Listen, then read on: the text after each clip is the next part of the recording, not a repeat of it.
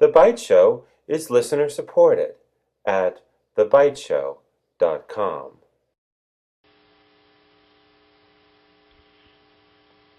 Hello, everybody. This is GeorgeAnn Hughes, and this is The Byte Show. And we're really blessed to have Peter Lavenda with us. Peter has written a trilogy of fabulous books, Sinister Forces, and they are grimoires of American political witchcraft. And they are exquisite, believe me. There is more in there than you can possibly imagine. You will learn a lot. Well, Peter, about Haiti and Duvalier, he bragged about his magic spells, did he not?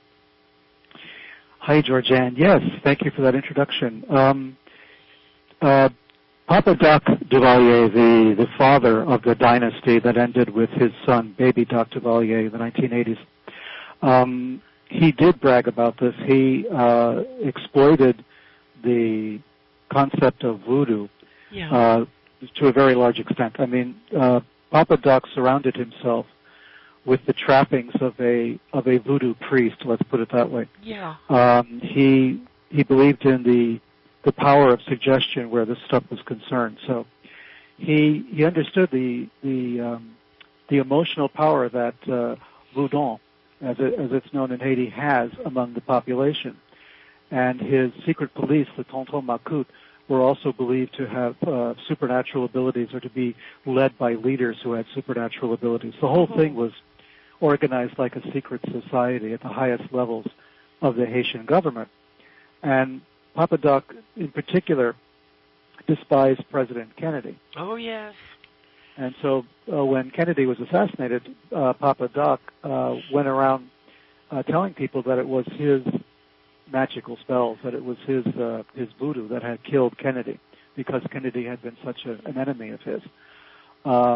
He used to drive around with license plates with the number 22 on them, because that was a very powerful number in the type of voodoo that he practiced. It's important to realize that Haiti, the popular idea of voodoo, the Hollywood version of it, is rather far from the truth. It was an indigenous sort of religion that the slaves had brought over from certain parts of Africa that was really based on Western African religion.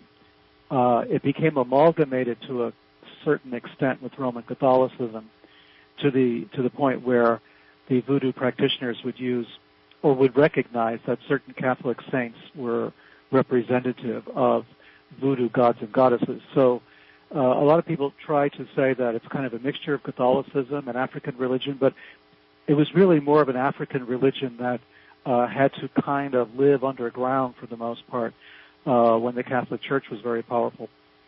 So you had this confusion of symbols, this confusion of images. So voodoo practitioners would go to Catholic churches on sacred holidays according to the Catholic calendar because they felt it was a source of power and of energy, and they recognized that certain of the saints were actually similar to their own gods and goddesses. So it's a religion, but it has magical aspects to it. And there are certain types of voodoo practitioners, such as the Bokor, who are people who are devoted to a sort of darker aspect of the religion, where it's no longer just a kind of African Wicca, the way some people would try to portray it, but more of a darker form. So in this type of voodoo, you have spells to for zombification, for instance. Yeah. Wade Davis published that important book years ago about trying to analyze what was in the famous zombie powder that was used by some people in Haiti to... Wasn't that the serpent? The serpent in the rainbow. Rainbow, yes. Yep. So there is that aspect of it. There were religious specialists in Haitian voodoo who were also, in a sense, herbal specialists, people who understood how to combine certain types of ingredients, herbs, and animal byproducts in order to create certain types of potions. We might call them potions, but actually drugs of a certain kind. Yes. So people would become drugged, and the zombie, most famously, is a case of a specific drug being used, administered to someone to imprison them for a while, to rob them of their ability to resist.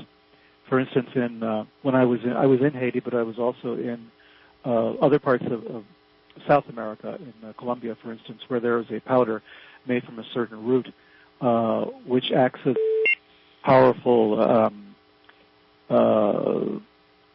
truth serum, you might say, a kind of sodium pentothal, but it's really a ground root. And what it is, they blow it at you. You inhale it, and your will to resist is dramatically reduced. You will do whatever someone tells you to do. Sort of like the date rape drugs, like Rohypnol in the States, where you administer to someone and then they've lost all memory of what's going on, and they've lost all will to resist. They will follow any kind of orders and carry things out. There are types of products like that, that exist all over the world. Oh, and in Haiti, it also, types of drugs like this also existed. So you had an environment with Papa Doc where there were the truth, the actual facts of what the Bokor could do, but there was also a lot of mystification and a lot of dramatization of what they could do. So it was couched in a lot of fanciful language as well. So you never really quite knew which was the truth and which was the reality. So Baby Doc really utilized that. He walked in that twilight zone between the fact and the fantasy and was able to manipulate reality in Haiti to a large extent. And Baby Doc carried that on for a large part of his administration. He used the same people in Haiti as his protectors, as his bodyguards. He used the same Tonton Macoute, the Secret Service that I ran into when I was there. It was a fiefdom, basically. It's a small country. It's a very small country. The administrations have generally been rather corrupt. A lot of money has funneled, into Haiti and wound up in Swiss banks. I mean, Baby Doc was famous for that. A lot of drug money and arms money. Yeah. Sure. I mean, Haiti is a very strategically placed. Very strategically placed. It's the other side of the island of Hispaniola. So you have the Dominican Republic on one side, you have a border, a mountainous kind of border, and you have this tiny, tiny country of Haiti on the other side. So it can be a stopping off point to Cuba, for instance, between Cuba and the United States. It can be used for a lot of things. Back in the early 80s when Baby Doc was still in charge, you had a lot of ocean liners were stopping there. It was part of the cruise itinerary. So if you're taking a Caribbean cruise, you would stop in Port-au-Prince and you would go shopping for, gadgets and stuff, and all sorts of artifacts, and then get back on the ship right away, and then they would go someplace else. So it was that kind of place. It was very, very convenient for a lot of transshipment of drugs and arms and human trafficking as well. Well, did the Haitian government, are they forced to cooperate with, I don't know how to pronounce it, Bizango, to stay in power? No, it's not a question of forcing. It's just it's an alliance of common interests. Oh, okay. I would not go so far as to say that the Bizango cult is actually forcing every administration. But they are a factor that you have to take into consideration. I mean, like in this country, you have to deal with lobbyists. You have to deal with various types of industries who have a lot of influence over what your administration is going to do. In Haiti, it's the same general situation. It's just the players are quite different. So when you have a group that has so many devoted followers, you have to listen to them. Whether or not you believe they have supernatural power or not is almost not the question. It's the idea that there is an underground society that has connections at every level of the government. So it would make sense to pay attention. Very hard to get rid of them. I mean, even in to take an analogous case, you had the Propaganda Due, the Masonic Lodge in Italy. Yes. Which was very powerful, very behind the scenes, very underground in a sense, because they were not a real Masonic lodge.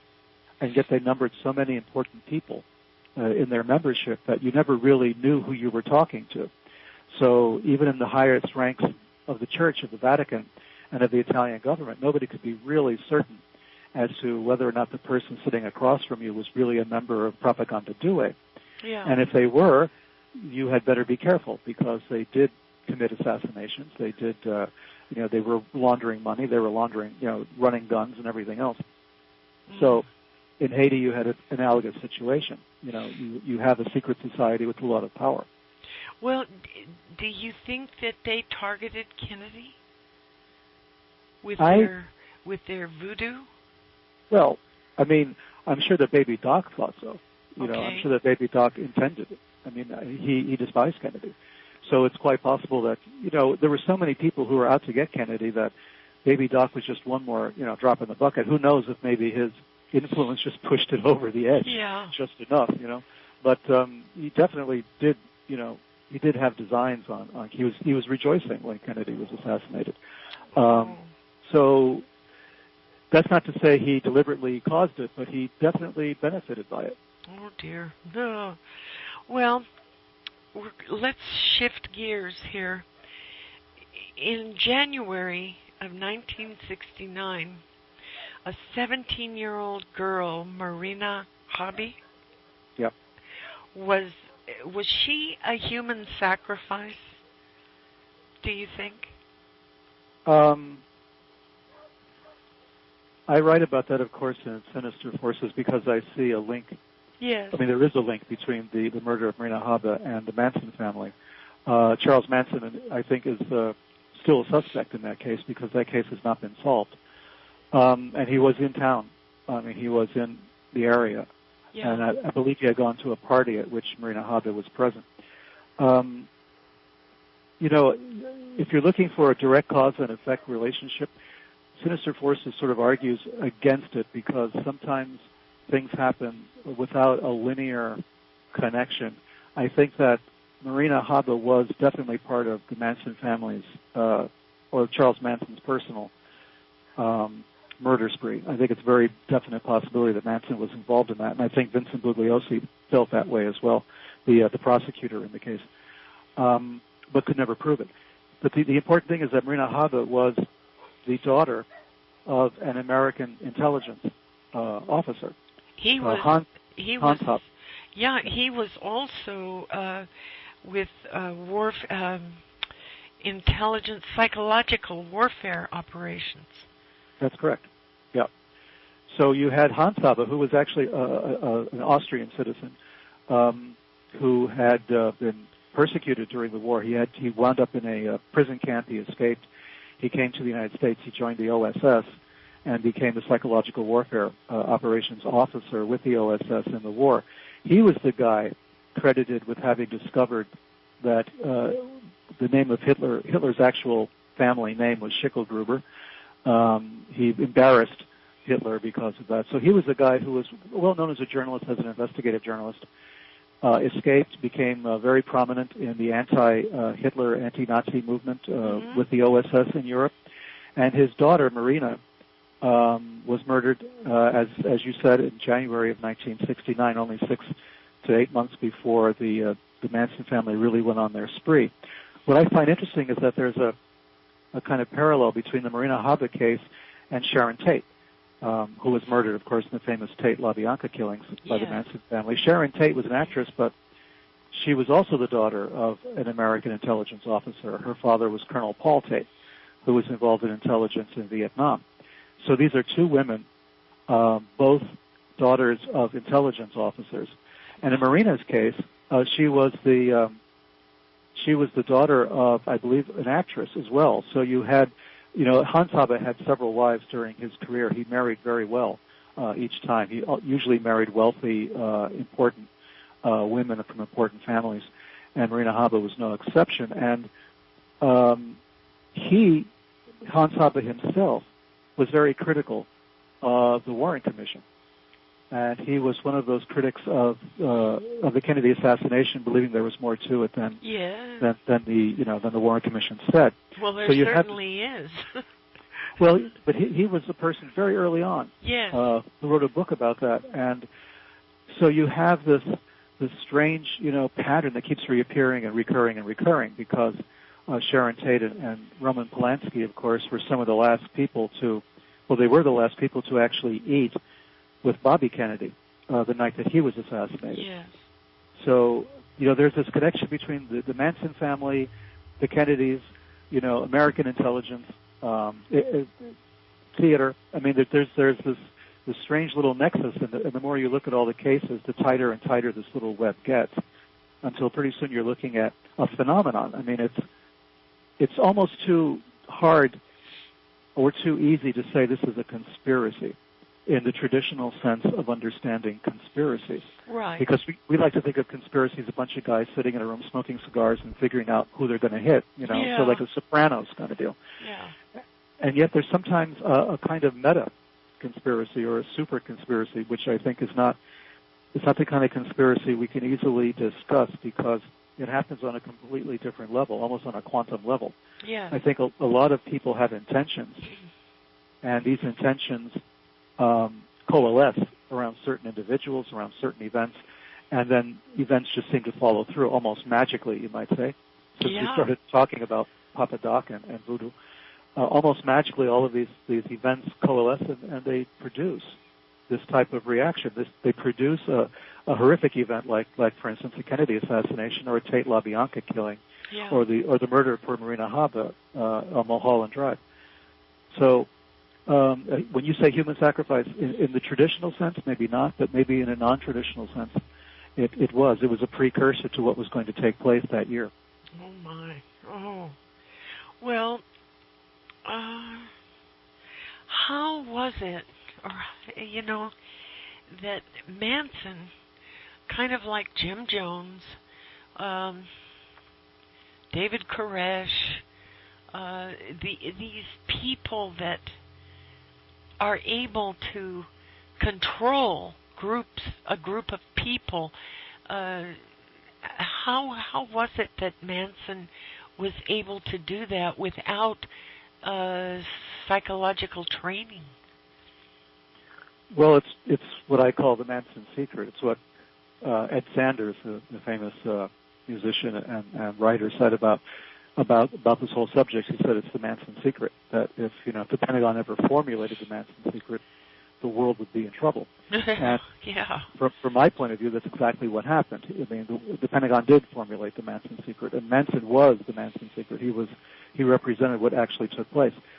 Charlie was a guy who was abused his entire life. I mean, virtually from his mother once sold him for a pitcher of beer. I mean, we're talking about somebody who had a horrific childhood. Yeah. Spent most of his time in prisons and in reform schools and in foster homes. He was institutionalized. He was a person who, lived for being in an institution. And that's all he really knew. And the abuse that he suffered, physical abuse, sexual abuse, emotional, psychological abuse, was incredible. He was, in a sense, the ideal candidate for what CIA and some of the other military intelligence programs were trying to develop. The goal was to develop a kind of split personality, to use a common expression. I mean, to create through trauma a state of dissociation in an individual where a different personality would take over with memories of its own, with a personality of its own, with a mission of its own, let's say, and then will recede back into the background. The original person would then wake up, the control personality, and just not have any memory of what happened. I think there was an attempt at this with Manson. I think he wound up in some of the famous institutions where these things were being done. Yes. But he went one step further. When he was at Terminal Island in a prison in California, up in the Pacific Northwest, he began to study things like Scientology. He began to go through auditing sections with Scientology. He claimed he was a clear, for instance, that he had reached that level of Scientology training, and I make a case for that in Sinister Forces. Yes. Where I showed the people around him were Scientologists who were rather well known, in their field. He also was involved at some point somehow with the Process Church of the Final Judgment, which was an offshoot of Scientology. At one point claiming to be identical to the guy who created the process. So he knew about psychological conditioning. He understood psychological programming. He understood how it could be done. It's been done to him for years, whether deliberately or just through accident, but the same type of techniques were used on him. And eventually he came to understand how, in order to defend himself, how he could use these same techniques on others. Charles Manson is a short, diminutive person, which a lot of people don't realize. He actually was able to fit in a cabinet under a sink, at the ranch, at the Spahn Ranch when he was arrested. They almost couldn't find him because he folded up quite neatly in a cabinet. Oh. So he's a small guy, a small frame person, and to defend himself, I think, he developed a larger-than-life personality and a kind of charisma of his own where he was able to talk to people and convince them of almost anything. And I think that was his power. That's the only power he could have, because as a physical person, he was not intimidating. He either would need a weapon and be good at using that weapon, or he had to use his mind. And I think in the end that's what he did. He understood how to use his mind to control the minds of others. And that, to me, is the Manson secret. Wow. Oh. Well, he never picked up a knife or pulled a trigger, and yet he could control all these people. It's amazing. It is amazing. Well, he's the poster boy to me for MK Ultra and for all of the, the behavior modification and so-called brainwashing programs that, this country has developed and other countries around the world have developed for the last 50 years or so. He really does represent it. I mean, his counterpart in this is Sirhan Sirhan. Yes. And they're talking about reopening that case now. They should. Well, they seem to have, a case because Sirhan, although he admits that he shot Robert F. Kennedy because everybody's told him that he did, he doesn't deny it. He still has no memory of it. He doesn't know what happened. He doesn't know how he got into that state where he committed this crime. Right. And he's, I've read his notebooks. I've read the stuff that he left behind when he was arrested, and they're very suggestive of someone who was being programmed, being someone who was having some kind of program run on him to the point where he was no longer in control of his own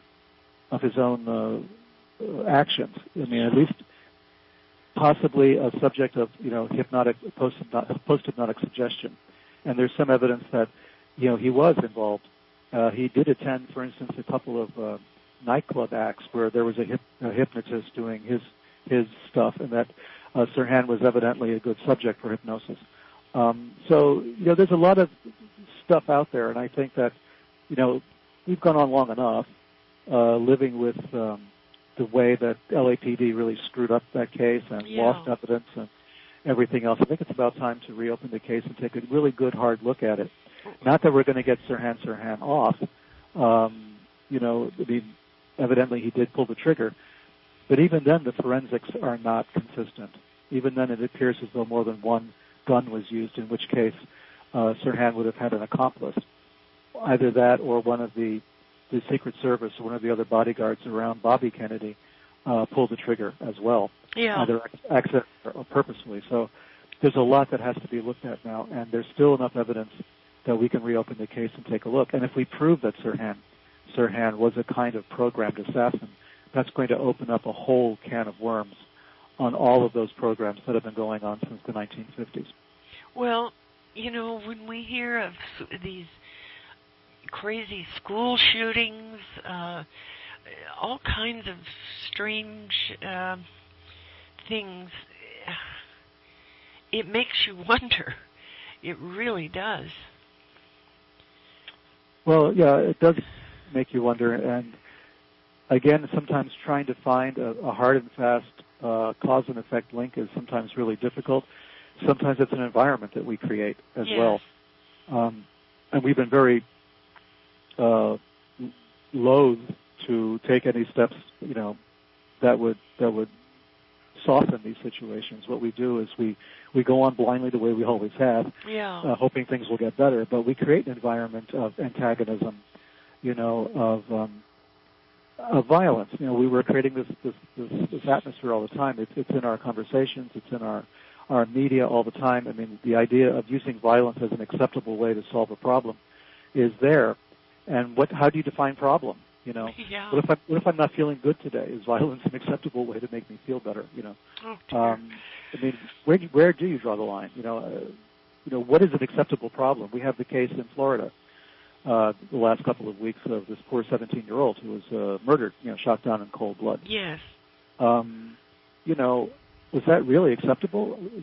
Was it acceptable to have this guy run up with a 9mm handgun and blow away a 17-year-old boy with a bag of Skittles and an iced tea because he felt threatened in some way? Is that all we need now to shoot people? Is this vague sense of unease? Is that going to be enough? So we've grown up with this now. We've been trained to act and react this way. So it'll be very interesting to see what they do with this case. Yes, and before that case, there was a 20 or 21-year-old girl in Florida who was arrested, and some of these cops are big, goony guys.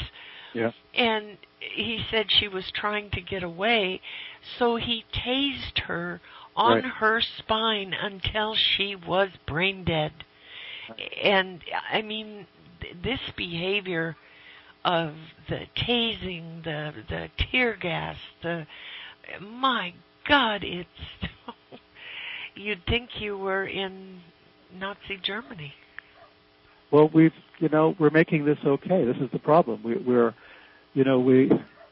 I'm speechless in the face of it because you can see what's happening. It's like watching a traffic accident. You're putting your foot on this imaginary brake, trying to get the cars to stop, and you can't because you're a helpless observer.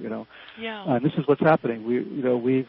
We've created this atmosphere of threat. We believe in a constant threat. Yeah. There's someone out there trying to get us. Maybe it started with 9/11. Maybe it started much earlier than that. But we now live in this atmosphere where there's a threat around every corner, and we have to use massive force to defend ourselves, and it seems to be okay. I mean, if the police were okay to use tasers against that girl in Florida, then what possible, way is the prosecution going to go after Zimmerman, who fired a 9mm at this boy? Yeah. What's the defense going to be? If the police can do that, if the police can, totally immobilize and incapacitate a young woman, a 20-year-old woman, we need all these cops with tasers. Peter, she's still in the hospital brain dead. I mean, she will never wake up from her coma. Right. So what's the difference between that and Zimmerman, Yeah. I mean, a good defense attorney is probably going to bring that up. What's good for the goose is good for the gander, right? I mean, but we have this culture now, this culture where this level of violence is accepted, and because these people are using violence, the rest of us, quote unquote us, are now thinking to themselves, maybe we better get some guns and defend ourselves before the next Zimmerman comes along with his 9mm. I mean, there's no end to the way this works. Yeah. The violence does beget violence. You can see that, very simply. So, who is strong enough, daring enough, brave enough to stop and say, okay, this far and no farther? Yeah. Yeah. Well, you'd probably be arrested and put in prison forever if you did that under these new laws, disagreeing with the powers that be. Yeah. I thought it was very interesting that Walt Disney once owned the house where the Manson followers carried out that murder. Yes, that's true. And Disneyland opened the haunted house ride in Disneyland on the same day that the Tate LaBianca killings took place. The Tate killings took place at the Tate house. Yeah.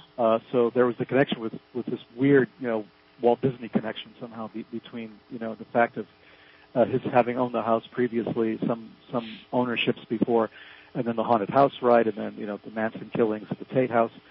And then, as I mentioned in Sinister Forces, I believe it was Richard Nixon resigned from the presidency on that same day as well, and on a different year. And the odd thing about that is it was Nixon who declared Manson to be guilty. Yeah. Right. That very famous newspaper headline, Manson guilty, Nixon declares, which should have led to a mistrial, and which didn't, even though the jury had seen the newspaper. When the President of the United States says you're guilty, it's kind of hard to come up with a rejoinder to that. So, yeah, there's this weird connection. And it wasn't me who first noticed this. This was a Village Voice journalist called Craig Carpel, who wrote this 2-part series of articles in the Village Voice called Patriotic Witchcraft. And that's how I developed my subtitle for Sinister Forces, kind of an homage to that. But he's the one who mentioned all of these coincidences. Yeah, it gets to be too much to be just coincidence, Sure. Well, Nixon had been kind of making pacts with devils since 46. He was a creature of other powers, you wrote. What did you mean by that? Nixon, to me, has always been a very problematic personality.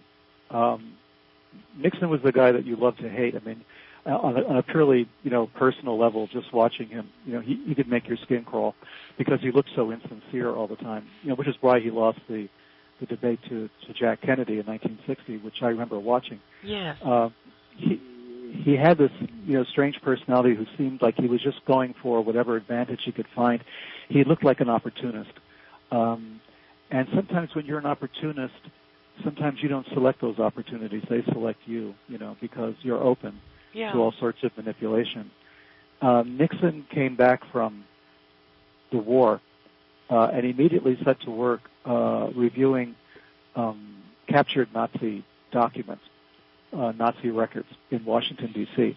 It was a very strange posting, and it's believed that that's where he and Allen Dulles, later head of the CIA, first made contact. And it was Dulles who was very eager to support Nixon politically, to have him run against Helen Gahagan Douglas, for instance, in California, and to really build Nixon's war chest by going to his buddies, Dulles' friends, to raise money to support Nixon in his bid for Congress seat and governor of California, et cetera, et cetera. So in all of these races, there was a lot of money behind Nixon, and it seemed to have come from rather questionable sources. Yeah. And he used questionable sources. He used questionable methods in his campaign against Helen Douglas. He financed a kind of whisper campaign saying that she was married to a Jew. Now, in 1946, 1947, 48, we already knew about the Holocaust. We already knew, where anti-Semitism would lead. And yet, for some reason, in California, in the post-war years, it was okay to try to smear somebody by calling them Jewish. Yeah. And he got away with it, And when the Jew baiting didn't work, then he went into red baiting. So-and-so was a communist. So he was, in a sense, a tool of darker forces. I mean, he was involved in a play when he was still in college, when he met Pat Nixon, who would become his wife, later become Pat Nixon, the First Lady. Pat was acting in a school play at university, and Nixon also wanted to act in that play. That's how he met Pat, from what I understand, if I remember correctly. And the play was about hypnosis, and it was about a hypnotized, programmed killer, about someone who committed a crime after having been hypnotized. It's a very strange, play, and a very prescient one, because here is, Nixon as a university kid, before the war starts, and he's involved in this play about exactly what MK Ultra would turn out to be, and all the behavior modification, brainwashing programs, of the military and the intelligence agencies were anticipated in this play. Yeah. And he's involved in that. It had to have made an impression on him because it was so emotionally charged. I mean, this was where he was wooing Pat, basically. So it was this weird drama, of the young Richard Nixon, a Quaker, by the way, and there's Pat, and he's in love with Pat, but Pat's, going out with somebody else, and there's this play about, a mysterious killing that takes place and, a hypnotized killer. This is all in Nixon's own background. This is how he starts his adult life. And then, of course, he's in the Navy during the war, and then after that there's Dulles, there's the Nazi documents, there's the red baiting and the Jew baiting, and eventually we have, Richard Nixon as we know him, full-blown, a person who's paranoid, a person who makes other people paranoid just by looking at them. He's a person who, had no problem in saying to Henry Kissinger, we have to overthrow this government, we have to kill this dictator, we have to get rid of these guys. He was all for it. He was a guy who wanted to do all that, and he's the guy who said if the president does it, it's legal. So, we have a very strange, a very fascinating individual in Richard Nixon, and I think that he was manipulated by a lot of very dark things, whether they were in his own mind or in someone else's. They were still there. They were dark motives and darker desires, I think, in Richard Nixon's life. Well, didn't he apply for a position with the FBI and he was turned down? Certainly, yes, he was. He loved that kind of thing. I think he wanted to be a kind of James Bond. He wanted to be a G-man. He wanted to be a guy who would flip open his badge and say, I'm with the FBI. Instant entree to almost anywhere in the United States with a badge like that. And I think he idolized that kind of thing. And when we look at the role that former FBI agents may have played in the Kennedy assassination, for instance, I'm thinking of course, Guy Bannister down in New Orleans, and who was a special agent in charge of SAC in Chicago, and all of this. I mean, you start to put all that together, and you can see where the FBI does attract a lot of different people, some very good, very upstanding, patriotic people, but it also attracts people who simply want to kick down doors and, arrest people, and so you have the cowboy, aspect of the FBI as well as the investigative aspect. And I think that, Nixon with his law degree figured he would be perfect in the FBI, and yet they sensed there was something wrong in Richard Nixon, and they didn't hire him. Oh, boy. Oh, my gosh. Well, he was involved in Operation Paperclip, and there's also a link with Jack Parsons, is there not? It's between Nixon and Jack Parsons? Yes.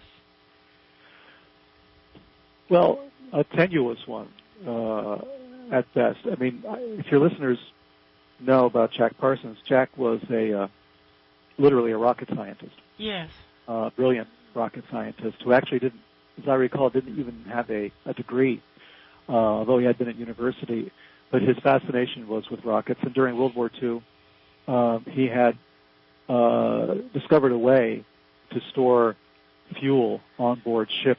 They had rockets in the Navy that they would fire at the enemy, but the problem was the fuel would degrade quite quickly. So Parsons was the guy who figured a solution to that, and he was one of the founders of the Jet Propulsion Laboratory, JPL, out in California, which of course we all know from all of the lunar missions and all of the space shuttle missions and everything else. The Jet Propulsion Lab is the central fixture and all of that. He was one of the founding members of it, and his name is on the wall there at JPL. Yeah. And he also has a crater on the moon named after him. I mean, he was that important to our space program. But at the same time, he was a follower of one of the strangest, most controversial people of the 20th century. He was a follower of Aleister Crowley. Crowley, yeah. And, of course, Aleister Crowley was the famous magician who had started his own spiritual movement called Thelema, from the Greek word for will. So the connection then starts with Parsons becoming involved with the Crowley stuff and setting himself up in Pasadena as the head of a lodge of the Ordo Templi Orientis, the OTO, which is a Crowley-oriented secret society or occult society. And numbering among some of the members was L. Ron Hubbard, the guy who would later go on to start Scientology. Scientology, yeah. So you have Jack Parsons and Hubbard working together as partners at one point. And so they're out in the desert in California, and they're conjuring spirits and doing all the ceremonial magic stuff. And Hubbard runs away with Parsons' girlfriend and with Parsons' bank account. Yeah. Winds up in Florida buying a boat or something and disappearing, absconding with everything that Parsons held dear, basically. Yeah. And on the basis of that, basically Hubbard started Scientology on the basis of his involvement with Parsons. I mean, in the first few years of Scientology, Hubbard talked glowingly about Aleister Crowley and talked glowingly about his relationship with Thelema, with the whole movement around Crowley, until somebody finally told him to stop. Yeah. But he was he mentioned it several times, and he talked about having met Crowley, which there's absolutely no evidence of that at all. Crowley died in 1947. So I don't believe there was any chance for Hubbard to have met Crowley, but Hubbard did at one point, on several occasions, talk about having met Crowley and learned a lot from Crowley. So there's the Jack Parsons, Scientology, Aleister Crowley nexus, and the rocket science nexus, and Parsons involved in possibly an espionage case involving Israel, also working for Hughes Aircraft briefly, losing his security clearance, believed to have been involved with communists, being investigated by the FBI. The whole thing was really, really a mess and very interesting. And eventually, Parsons dies, seemingly accidentally. Yeah. His garage, as he was packing up to leave to go to Mexico, to San Miguel de Allende in Mexico, he was packing up his car, and according to the official report, he dropped a vial of fulminate of mercury and blew himself up. There's a bit of controversy over that at this point. People have gone over that, the forensics, and said to themselves, it doesn't look like that. He might have been murdered. It's possible that our intelligence people thought he was going to walk away with some very important secrets. He was, after all, one of our top rocket scientists.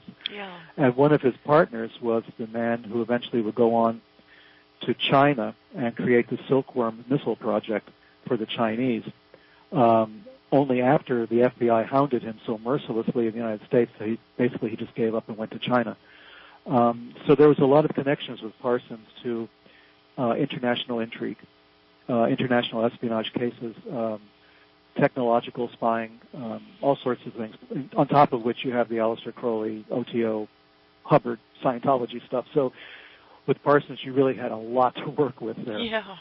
So you do have quite an interesting story with Jack Parsons. There have been a few books about him that are out. Make very interesting reading, but I think we still haven't really plumbed the depths of a guy who at one point called himself the Antichrist. You're right. The beast. Yeah. Well, isn't there... Don't we have information on Hubbard's son that committed suicide? Yeah, I mean, if we segue over to the Hubbard end of things, you have a lot of very strange stories around Ron Hubbard. I don't even know where to begin, if only because that besides his family, I mean, he was at one point a bigamist. I mean, he was married to two women at the same time. Yeah. He would write letters to the FBI complaining that his neighbors were Nazi spies. He spent some time in a mental institution, it would seem, in California after the war, in which he was in command of a vessel off Catalina Island or something, and he started firing at an uninhabited island for no particular reason. I mean, the guy seemed to have been mentally a bit unstable in the last year or two of World War II. In the Navy, the same as Nixon was. I think they were in the same theater. I'm not sure if they met, but there was definitely something really, really strange about Hubbard. I mean, the declassified files, the FBI files, tell a very strange story of a guy who made up most of his life. I mean, his biography it seems to be a good percentage of what his autobiography is pure fiction. Yeah. He claims to have gone to a lot of places that it's clear he never went to.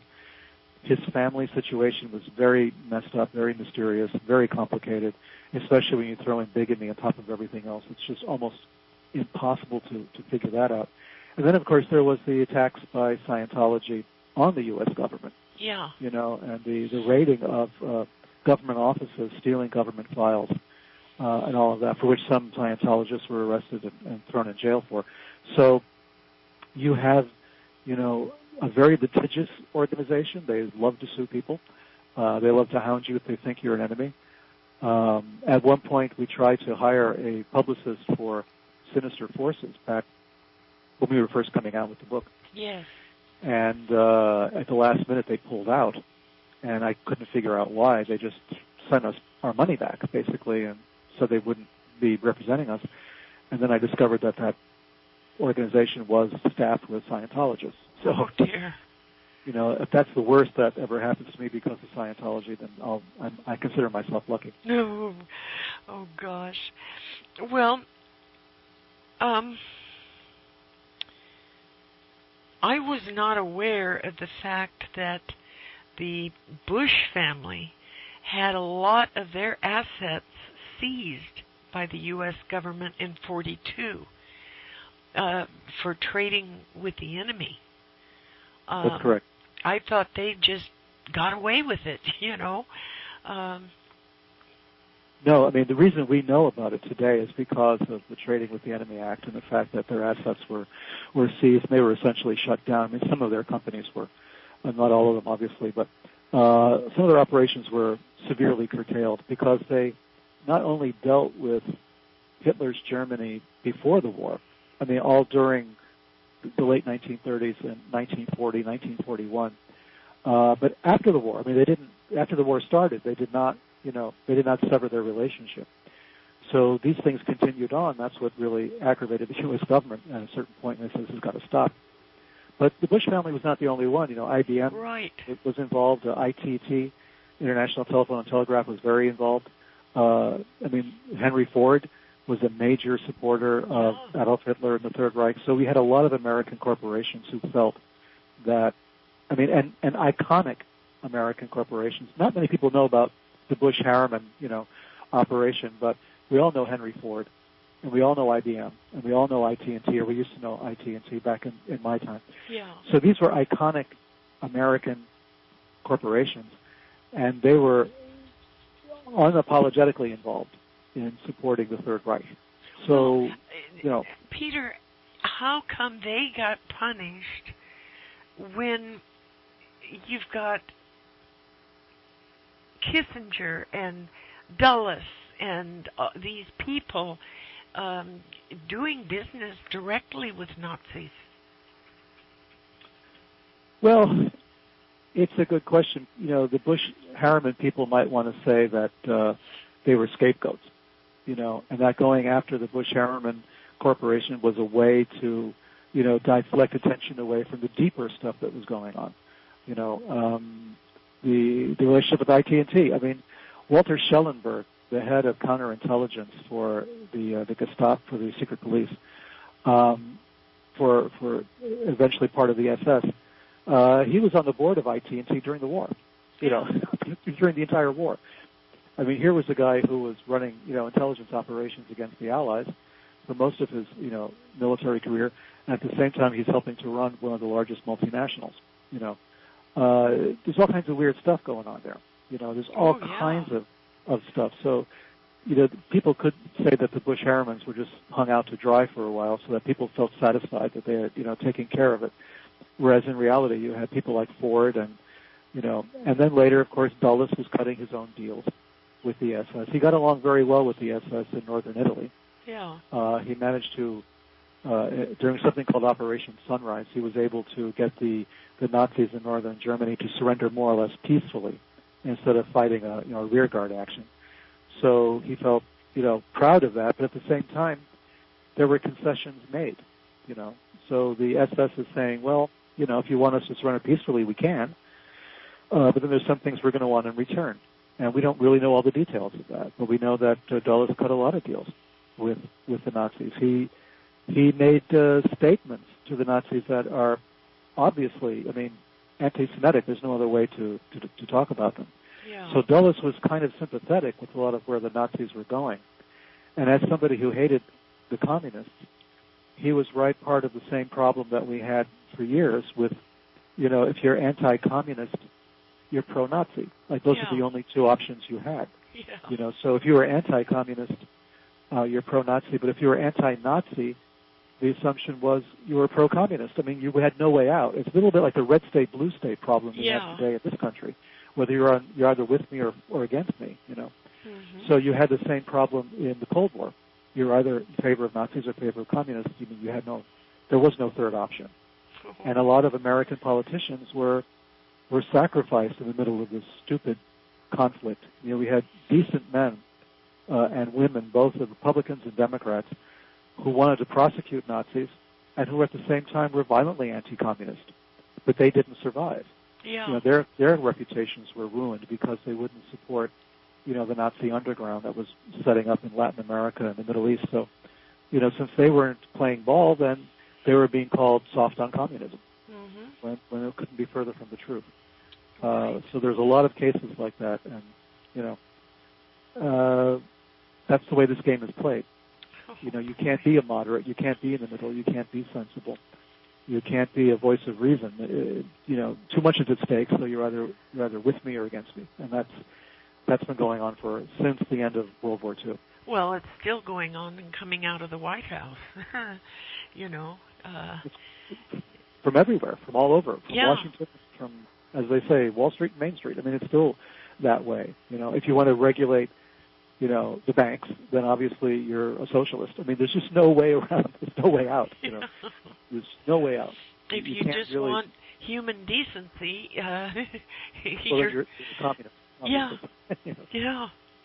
Well, what does any of this have to do with Colonia Dignidad in Chile?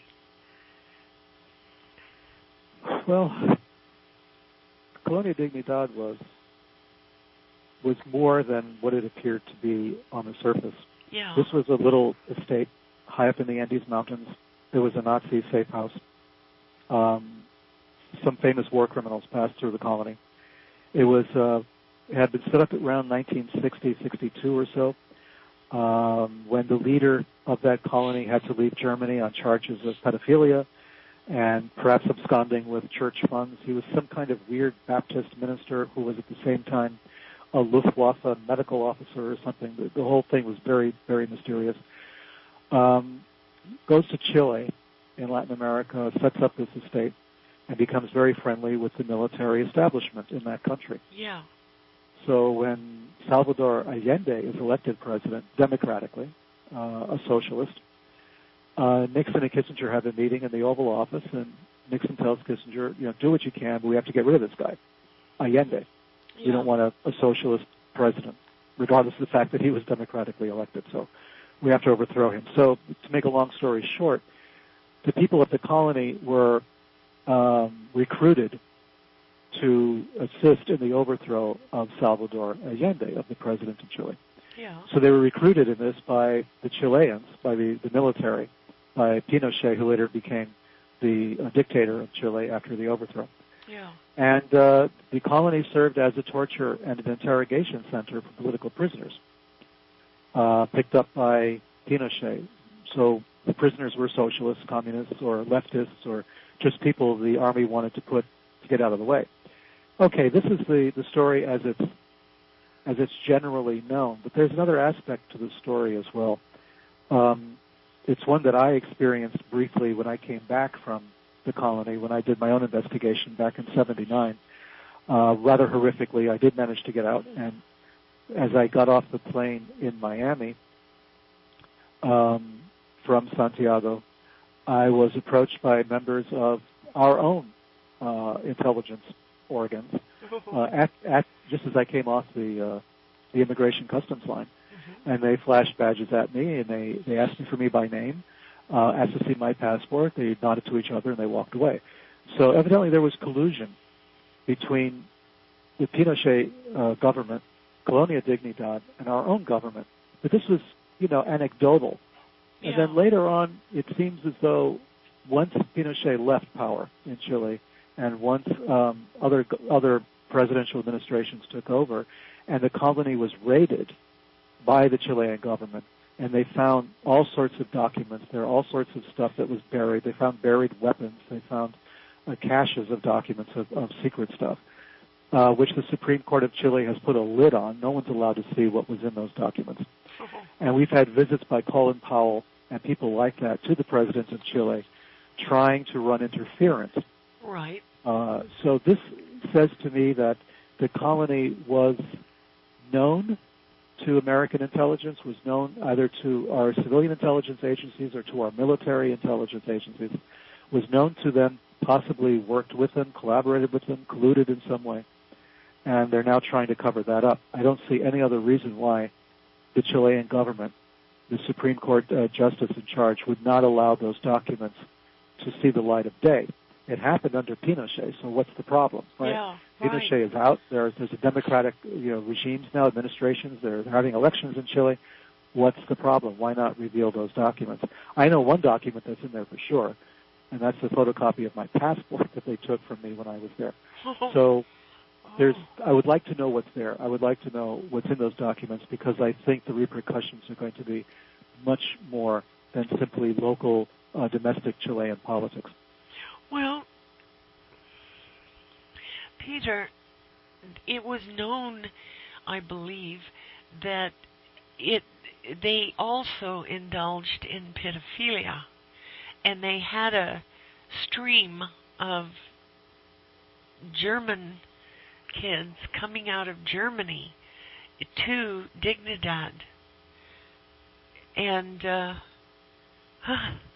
so the pedophilia, there's no doubt. I mean, that's what Schaefer, who was the head and the creator of Colonia Dignidad, was initially arrested on, were charges of pedophilia. He was a pedophile. He was a pedophile in Germany in the 60s.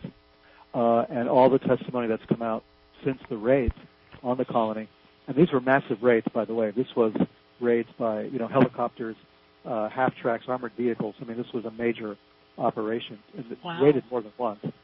When they finally did find Schaefer, who was hiding out in Argentina, and brought him back, I mean, the charges that started were charges of pedophilia. And some of the children have come forward. And they were not just Germans, they were also local Chilean children who had gone to the colony to be treated because the colony had a clinic that was free to the local population 2 days a week or something. And if a suitable child showed up to be treated, his parents would never see that child again. That child stayed at the colony and became one of Schaefer's, pets. So we know that was going on. There's no doubt on that score. And one of the most chilling things you'll ever see is if you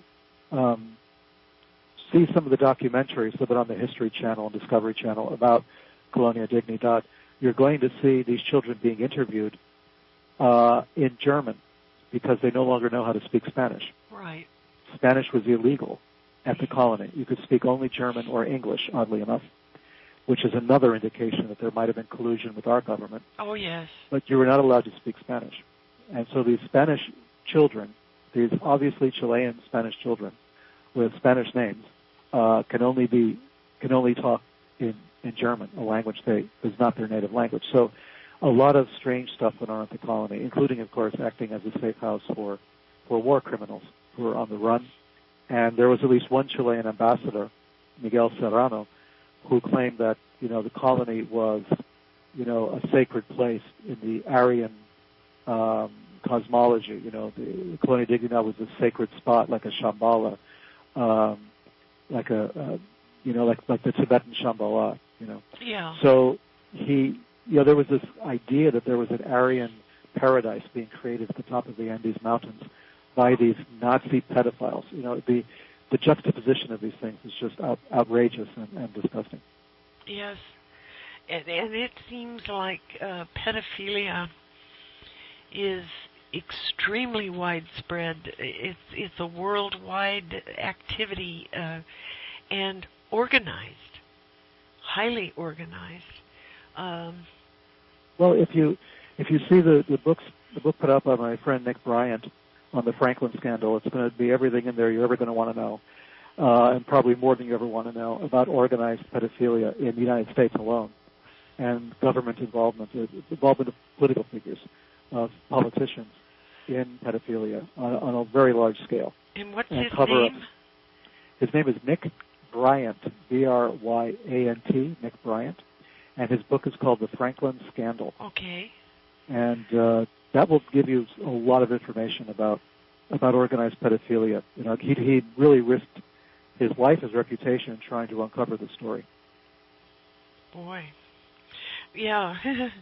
Well, I know that I called an agency in Washington a few years ago to do an interview about a ship that was carrying hundreds of children that was coming into an African port, and the people that belonged to this agency warned the people on the ship that they would be met with officers and law enforcement officers. And Peter, they dumped all those children at sea and came into port with no children. There is things, I get very choked up over a lot of this stuff. Well, it's horrific. Yes. As that is, unfortunately, I'm no longer shocked by it, because there's been so much of that. There's been this continuing, the exploitation, the callous exploitation of children in the world at large is beyond belief. I mean, from the child soldiers of Southeast Asia, and Central Africa to, the sexual exploitation of children all over the world, the trafficking of children as slave labor, or as prostitutes, male and female around the world. The number is just staggering. Well, look at the Casapia case out of Portugal. They were bringing orphans in to Casapia out of Muslim-run orphanages in Africa, bringing them into Casapia, and it's, high-level TV personalities, movie people, newspaper people were using these children, and it went to court about not very long ago, and it had been known what had happened there for over 10 or 12 years. But it takes all this time for it to go to court. It's... Well, the problem is blackmail. Oh, yeah. I mean, that's one of the problems why these things don't get out in time. It's because the people who organize these operations go to great lengths to make sure that they have dirt on the people who would be prosecuting them, on law enforcement people and on prosecutors. So they get them involved. If they can't get them involved with the children, they'll find something else, whether it's drugs or anything else, and defend themselves this way. That's how Franklin scandal was working in some cases. That's how a lot of the other cases have been working. Is that you find people to implicate in your crimes, and that's how you remain safe. And that's why these things don't get prosecuted. I mean, this phenomenon is, as you say, it's worldwide, and it's been going on forever. And as soon as you get a little bit close to that story, sources disappear, people disappear, evidence disappears. You get into some kind of trouble you were not expecting. This because it's so horrendous, because the facts of this are so vile. I mean, they're worse than financial irregularities. They're worse than normal prostitution, getting caught in a brothel or something. It's so much worse than that the steps taken to protect it are so much more drastic. Oh, yeah. And it seems like these rings are all somehow connected. They all know of each other. They're all aware of each other. Absolutely. And it's people just, talk about secret societies. They complain about, the Masons, or they complain about anything else. This is the real secret society. Yeah. This is the one that's really dangerous, and they're harming children irreparably. And these are the people who will kill to protect their secrets. Oh, yes, you're right. Gosh, Peter, you've